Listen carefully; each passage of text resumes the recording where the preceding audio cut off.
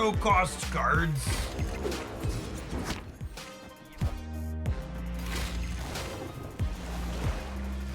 A slick little animation.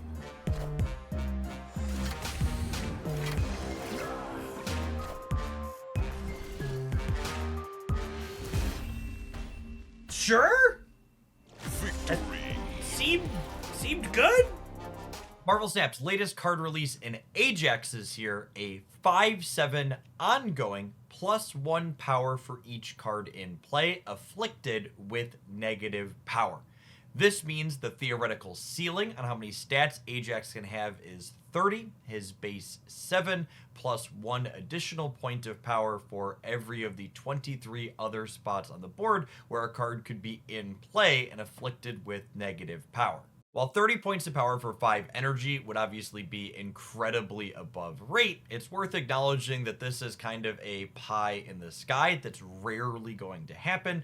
First, you'd have to have every spot on both sides of the board full, and you'd have the real cost of making sure that everything on your board as well as your opponent's is afflicted. This means that even if Ajax hit this theoretical 30 power cap, he's not doing it for free. He's essentially taking at least 1 point of power off of each other spot on your board and shifting it onto himself. An interesting note about how Ajax abilities function, it purely cares about if a penalty is applied somewhere on a card, not explicitly that that card have a red number. This means, for example, if you had a Typhoid Mary in play, giving all of your cards -1, while also having a Blue Marvel in play, even though those two abilities would be canceling each other out, all of your other cards aside from Mary would still count as being afflicted, giving a bonus to Ajax. This is notably different than Ajax's interaction with Luke Cage, which prevents your cards from being reduced to begin with. So if a Luke Cage is on a side of the board, that side of the board will provide no bonuses to Ajax, regardless of if there are red modifiers on any of the cards there. This means that Luke Cage is not only a potent tech card against Ajax decks, but it's also kind of awkward inside of them. I think in general, you'll want your Hazmat and Typhoid Mary available to shrink your board so you can shift extra stats onto Ajax himself. As far as power level goes, Ajax feels like he's leaving a bit to be desired in our current metagame. Tech cards like Rogue and Shang-Chi are approaching 50 and 30% play rates respectively, in large part due to the fact that Darkhawk and Blob are absolutely everywhere due to Arisham's popularity. Both of these cards provide really natural counters to Ajax, meaning that people are already beating you up without having to change anything that they already want to be doing. I think for most collections, Ajax is going to be an easy pass. I think even if he ends up being playable in particular metagames, I would be surprised if he ever becomes a dominating must-have card, with a lot of his best traits being overlapped with other things like Darkhawk that see play with more disruptive packages surrounding them. My favorite Ajax deck list that I played on day one is this one featuring Taskmaster. This deck's game plan is relatively straightforward. We fill the board up with Mysterio and rocks from debris. We then shrink a bunch of our stuff, and ideally their stuff as well, with Hazmat or Typhoid Mary. And then we play an absolutely massive Ajax behind one of our protective cards like Armor or Cosmo to then copy it with Taskmaster on the final turn of the game. Invisible Element is also a nice piece of tech here, kind of serving as a third way to insulate us against Rogue and Shang-Chi. If we put Taskmaster behind Invisible Element on turn 5, we can then Ajax as our last play on turn 6 to have Taskmaster copy his stat line after the game is ended. The last few slots in this deck list go to just some generically good on-rate cards that also incidentally help Ajax, such as White Widow and Red Guardian, as well as Mockingbird, who just happens to work really well with the rocks from debris and the bodios that Mysterio is putting out that we want anyways.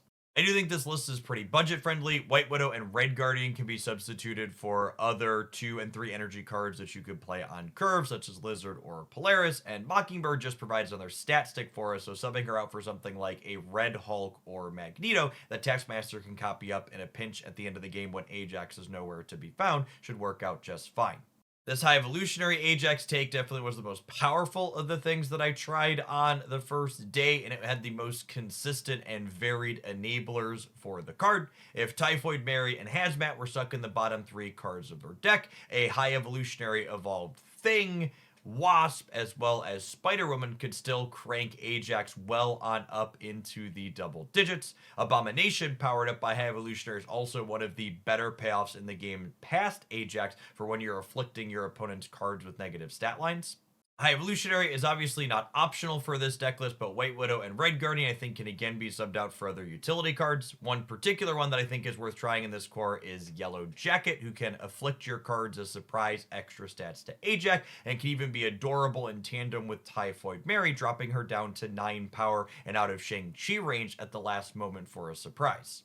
The last 3 Ajax deck lists are all reasonable at enabling him to have a large stat line, but I'm also not sure that they necessarily want to be playing him as a card. In the games that I played with them on stream, he often felt really clunky and was very rarely the best thing to be doing with my energy on any given turn. Still, I wanted to talk about them in this video to just let you know that they were something that I gave a try to, even if I ultimately wasn't impressed with his presence inside of them.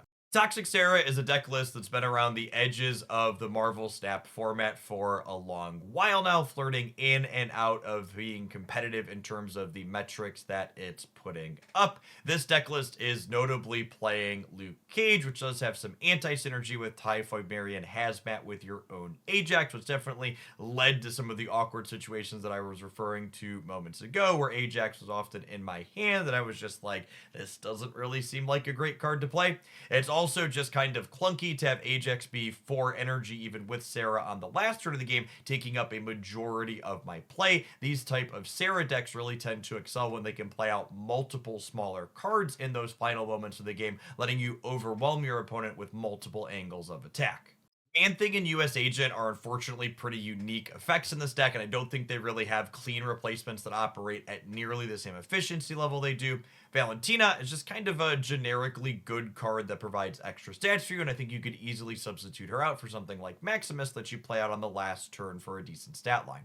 Up next, we have an Ajax Clutter variation, which was among the better performing Ajax deck in the first few hours logged to untap.gg. It's not surprising to me to see this archetype put up good stats. I think Clutter decks in general are well positioned against Erishim because that archetype is very board space hungry. This was again similar to the Sarah deck that we just looked at, where regularly on turns 5 and 6 I was looking at the cards in my hand, and even when Ajax was present and an okay stat line, he was just very rarely the best thing to be doing with my energy, whether it was slamming down a Man-Thing that was massive for less energy, and a Nihilist kicking key things across the board, or even just playing a one-sided Hazmat things to Luke Cage. Ajax consistently felt like he was coming up short here. Finally, we have an Ajax ongoing deck. A lot of the things you want to play around Ajax to enable him, US Agent, Man-Thing, and Typhoid Mary all have that ongoing text box just like our new card, which made me think, okay, maybe we can get all of these friends together and then play Spectrum at the top end. While I did a fair bit of winning with this deck, and I think this core is very reasonable, like I called out in my budget decks video recently, ultimately, similar to the other decks I played before this, I kept having turns 5 and turn 6, where I was looking at the mixture of cards I could play from my hand, and when Ajax was among them, he was just very rarely the best thing to be doing. Spectrum was basically always better on turn 6, and on turn 5, I generally wanted to be playing a mixture of a 2 and a 3, or even an Ant-Man plus a Man-Thing or a Mary to just get ahead on the board.